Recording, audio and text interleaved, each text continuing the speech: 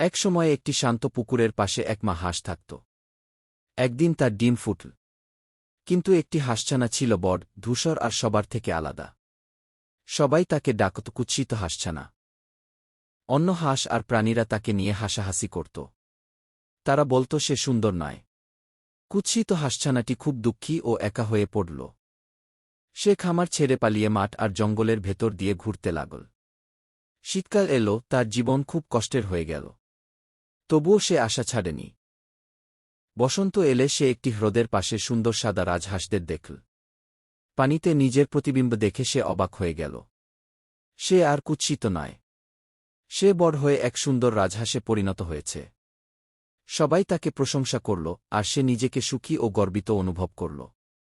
শিক্ষা: বাহ্যিক রূপ দেখে কাউকে বিচার করা উচিত নয়। সত্যিকারের সৌন্দর্য সময়ের সাথে প্রকাশ পায়।